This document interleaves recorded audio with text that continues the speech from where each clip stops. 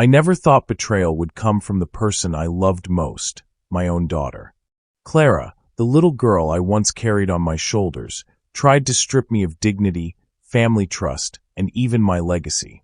She wove a web of lies so deep, even I wanted to believe her. She faked a pregnancy, manipulated my siblings, and nearly turned the entire family against me, all to control my fortune. But what she didn't realize was this.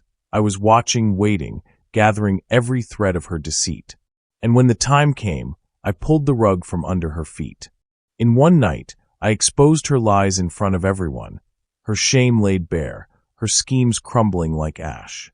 Yet, revenge doesn't always taste sweet. If you think you've heard family betrayal before, you haven't heard mine. Stay with me, because the ending will leave you breathless. Drop a comment, letting me know where you are viewing from. Kindly hit the like and subscribe to hear more real stories about family loyalty and betrayal. They might just change how you see your own relationships.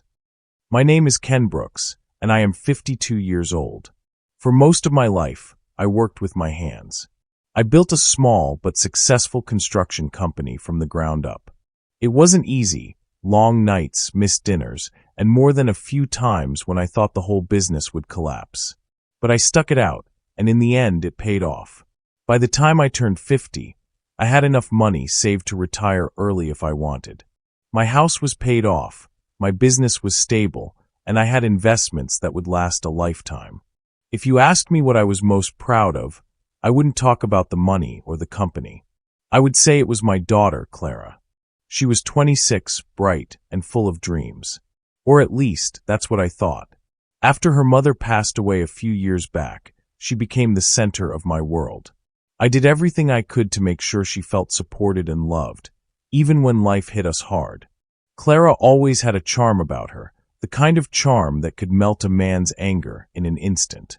Maybe that's why, when she came to me one chilly evening in February with tears in her eyes and trembling hands, I believed her every word.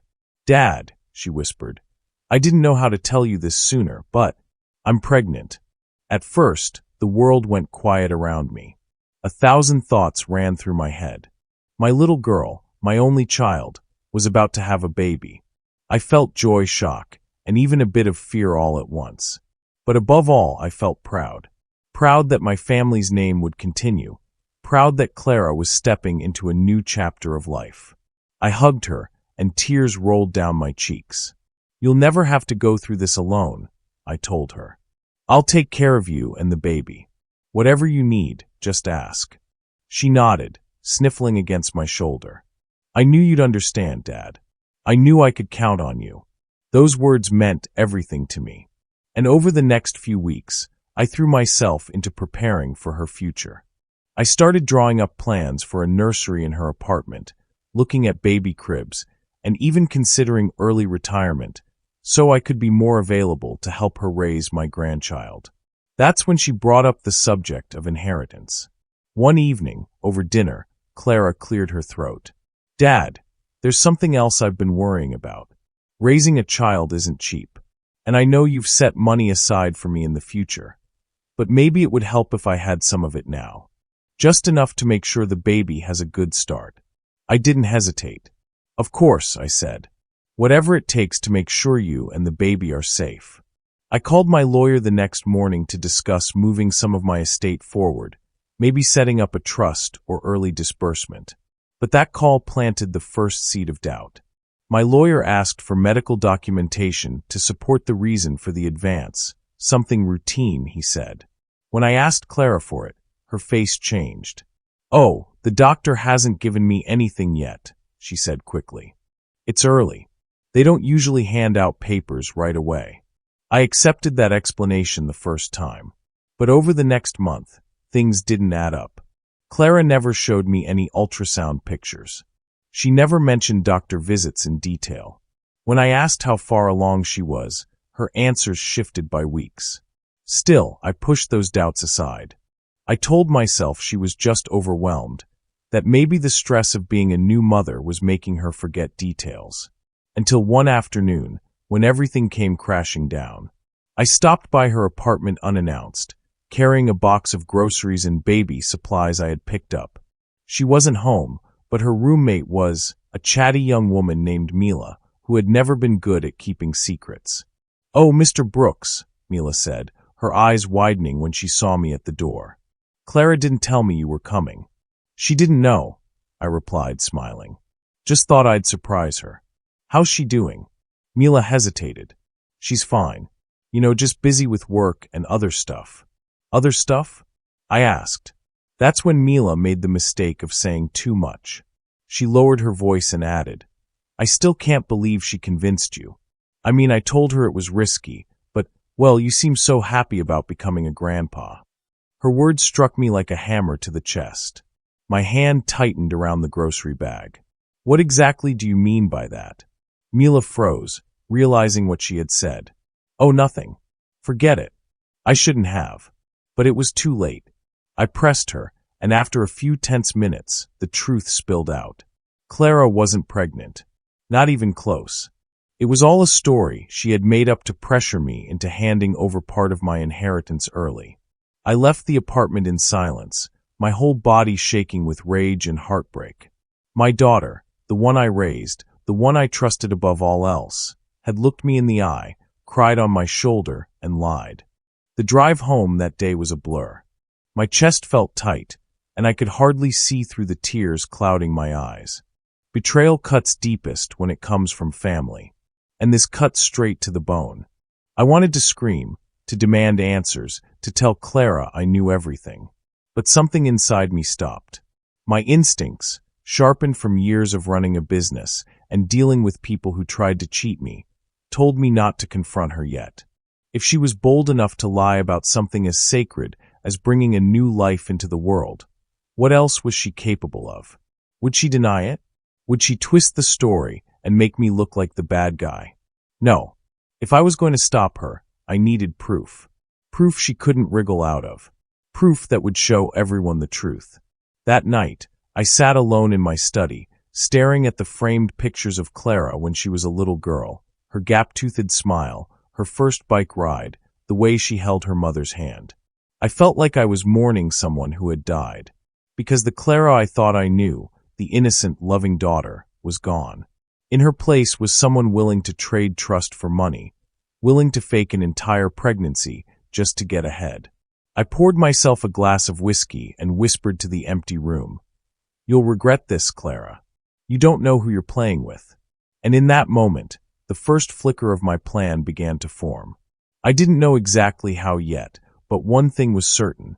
I was going to make her confess. And when she did, she wouldn't just be lying to me. She'd be lying to everyone. This betrayal wasn't going to stay hidden in the shadows.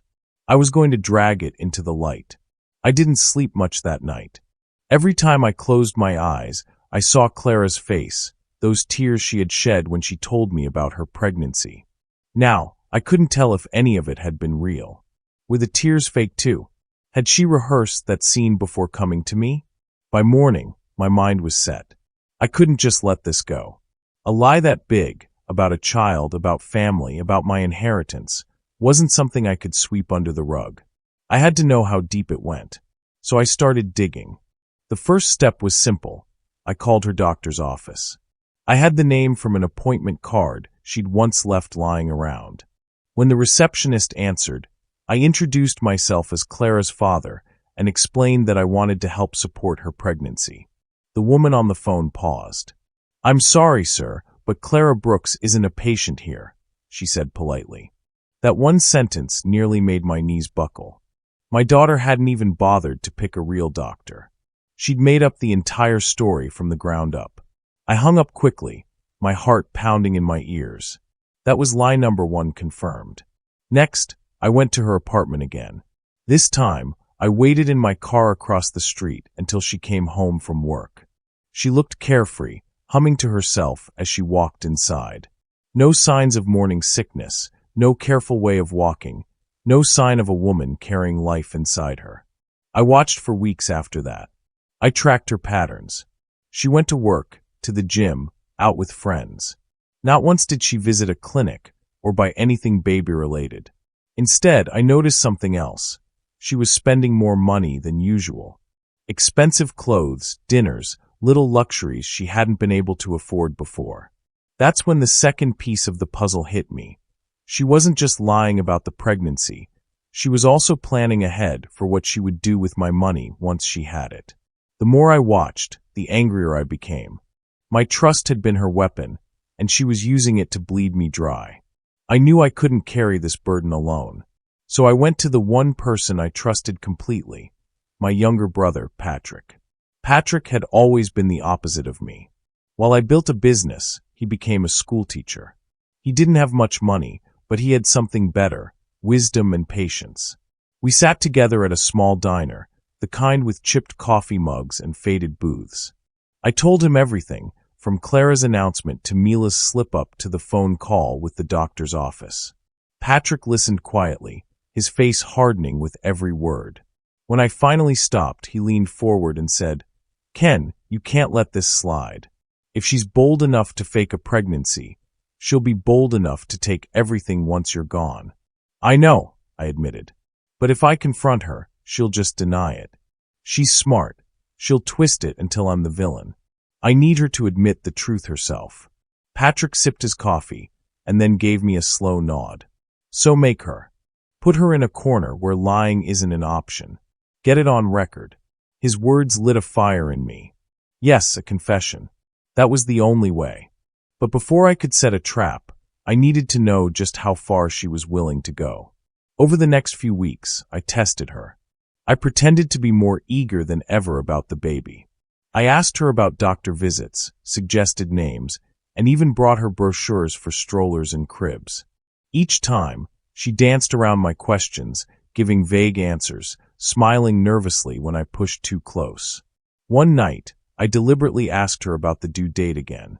She froze for just a second too long before saying, "Oh, August. Definitely August."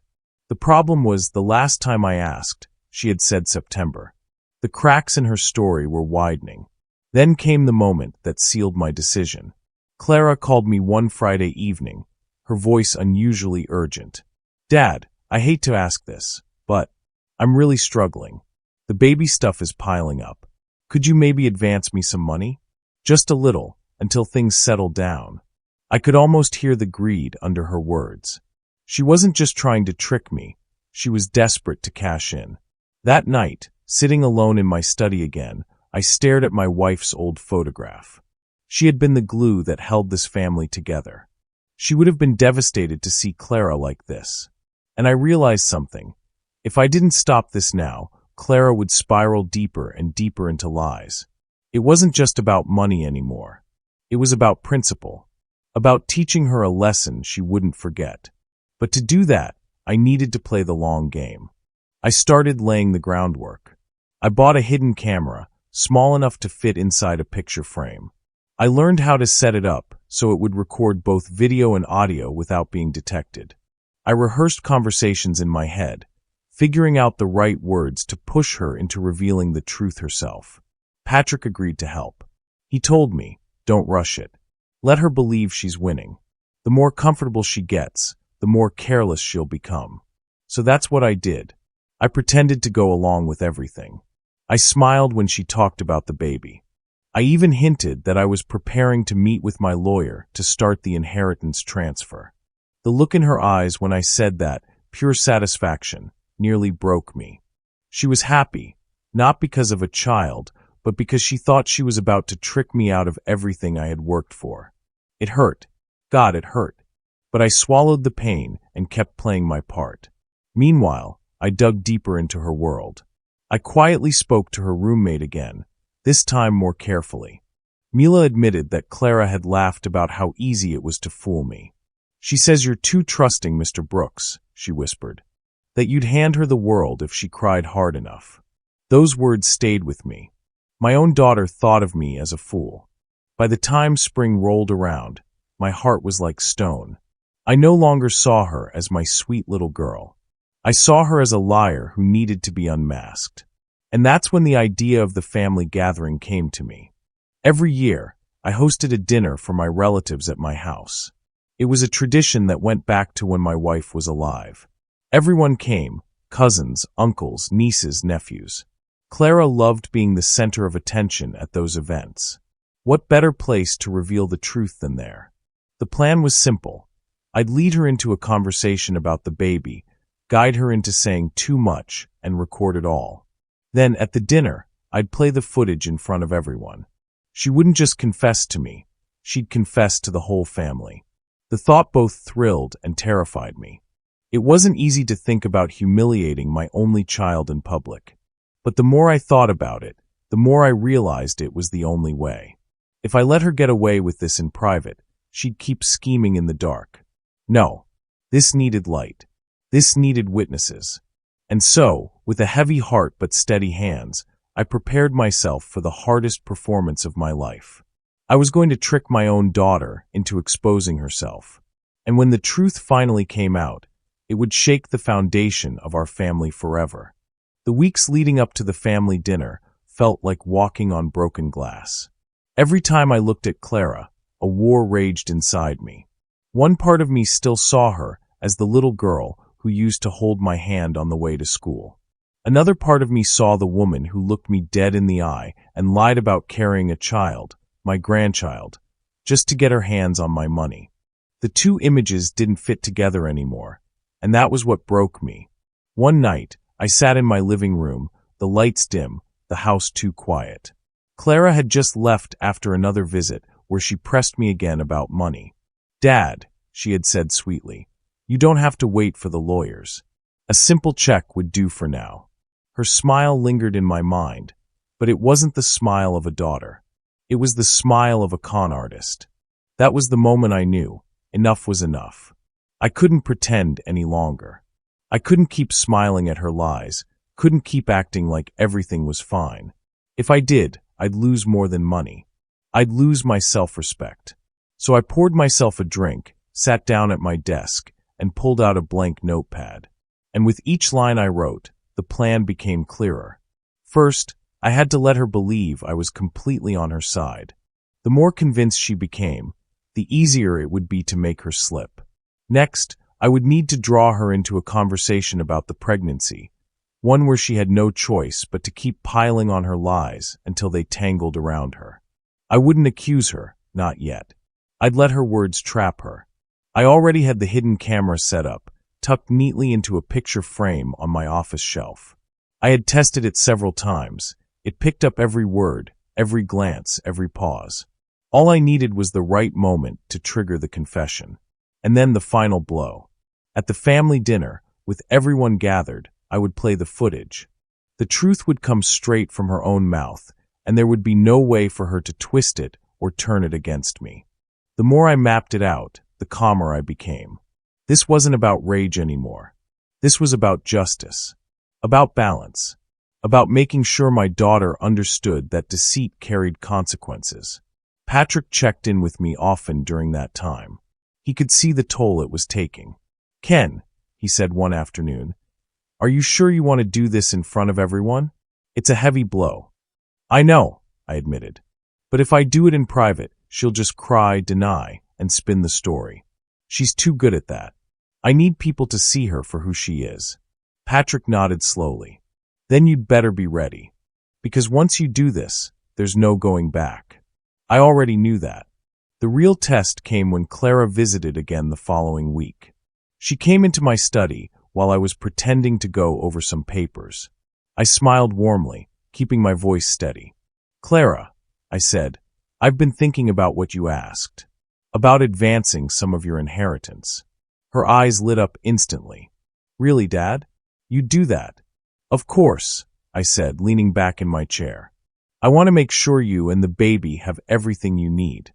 But before I take it to the lawyer, I just need a few details to make the paperwork smooth. You know, doctor's information, due date, things like that." She hesitated for the briefest second. Then she smiled again, though a little too quickly. "Oh, Dad, you don't have to worry about all that. The baby's fine. I'm fine. Let's just keep it simple, okay?" Inside, my anger flared. But on the outside, I chuckled like a doting father. You know me, I like everything neat and organized. "Just humor me, sweetheart. When exactly did the doctor say you were due?" She shifted in her chair, her eyes flickering toward the window. August. Early August. Funny, I said lightly. I thought you told me September last time. Her face tightened for a split second before she covered it with a laugh. Oh, you must have misheard, Dad. I've always said August. But the camera behind me caught that moment. The flicker of panic in her eyes, the stumble in her words. I pressed a little more, careful not to push too hard. And the doctor, what's his name again? I might want to call him, just to make sure everything's on track before I move the funds. Her lips parted, but no name came out. Then she leaned forward and touched my hand. Dad, please. You don't need to talk to him. I can handle this. Just trust me, okay? Trust. The word felt like poison on her tongue. I forced a smile, nodded, and changed the subject. But inside, I knew I had enough. The footage would speak for itself.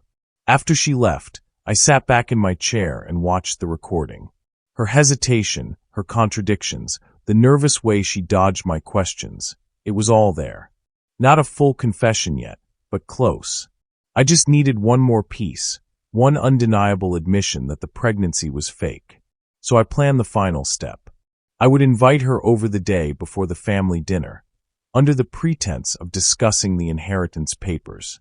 I would guide her, gently but firmly, into a corner where lying further would be impossible. She'd have to admit it. And when she did, I'd have the proof I needed. That night, as I stared at the ceiling in the dark, I whispered to myself, tomorrow it ends. No more games. It wasn't just about the inheritance anymore. It wasn't just about money. It was about a father finally standing up against the betrayal of his own blood. And the moment she confessed, I'd be ready to show the world who she really was.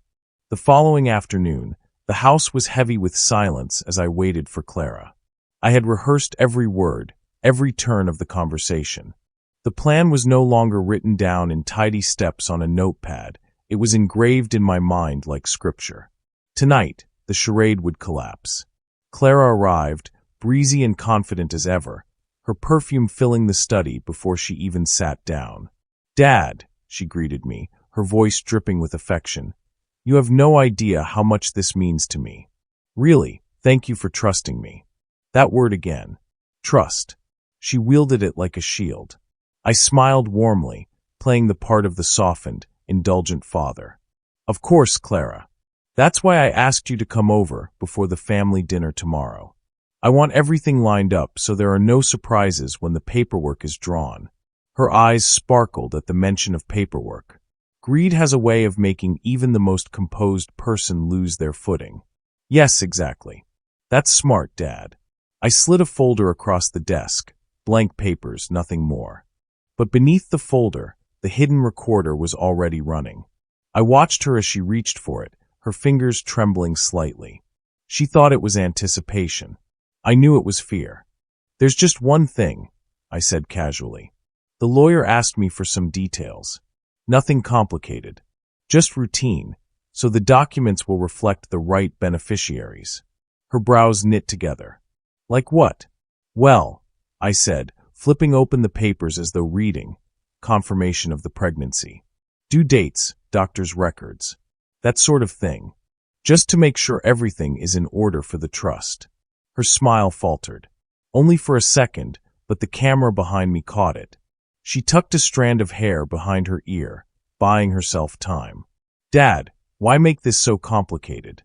It's just paperwork. Do we really need doctors involved in this? Yes, I said firmly, my eyes holding hers. We do.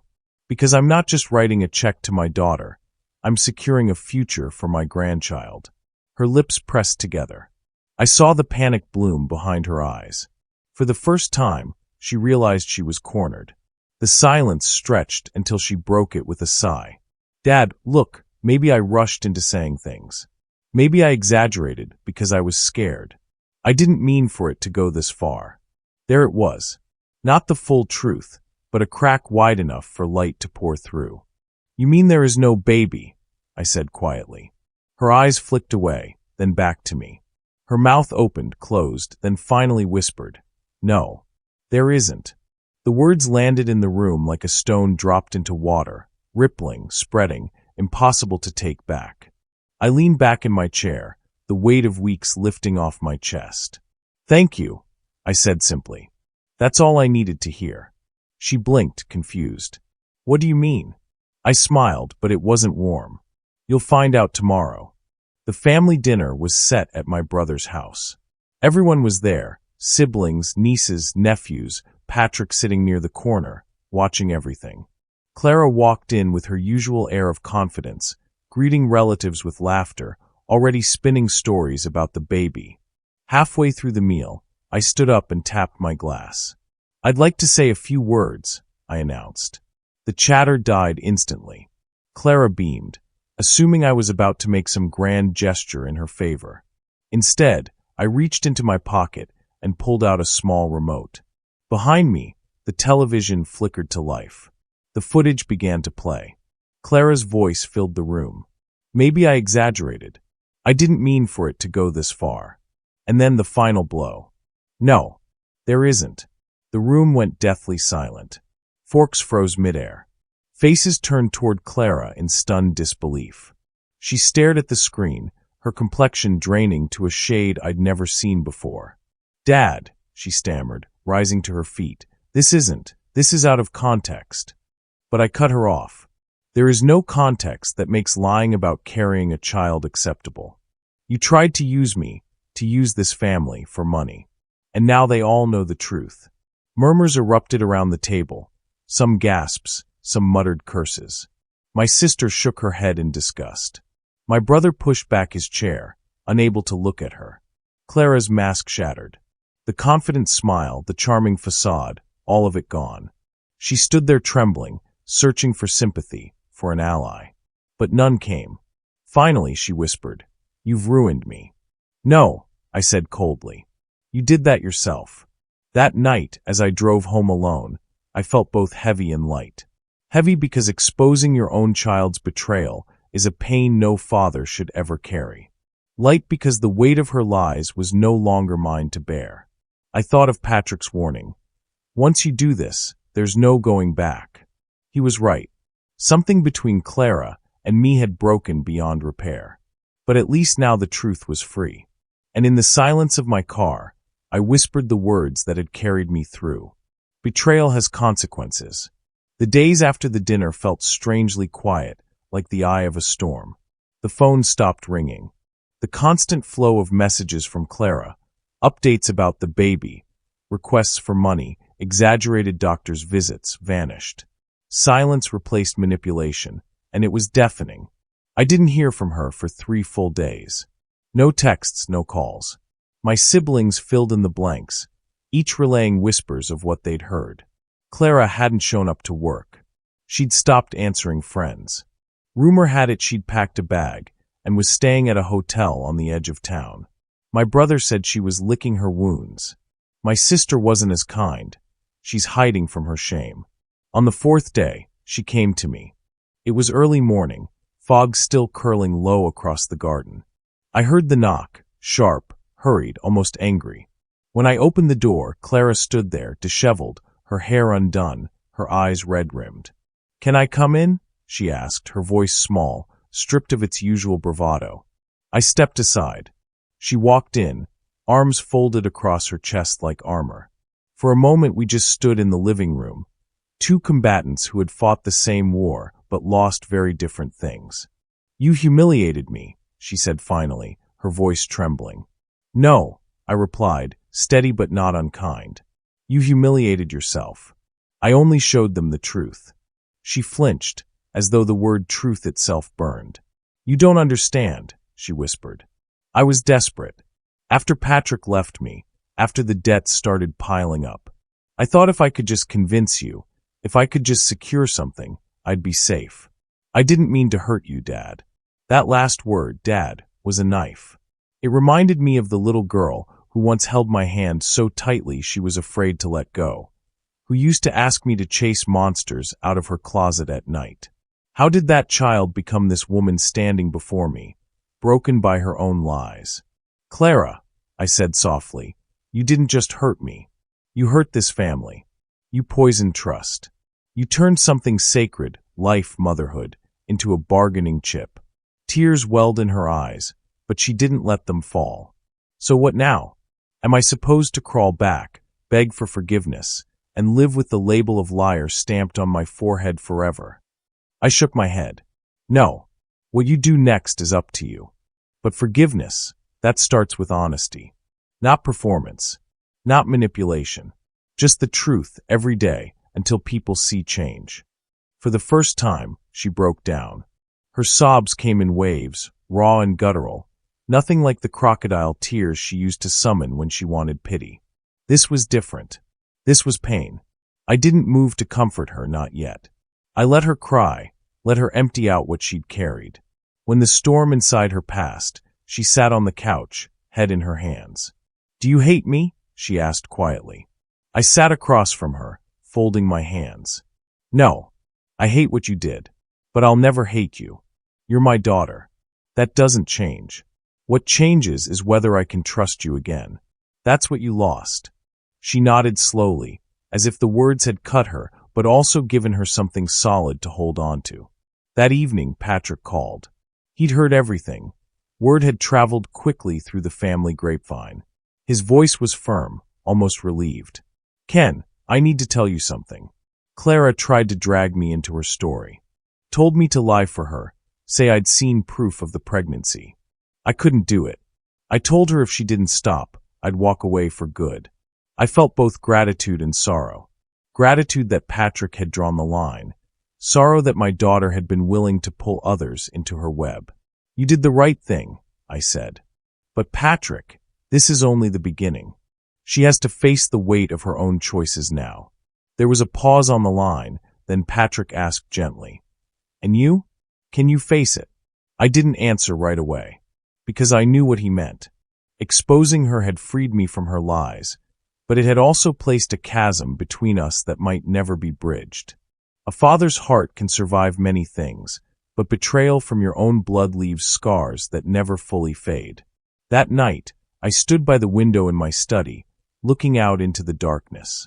Clara was asleep in the guest room, worn out from her tears. The house was quiet, but my mind wasn't. I thought of legacy, what we leave behind when we're gone.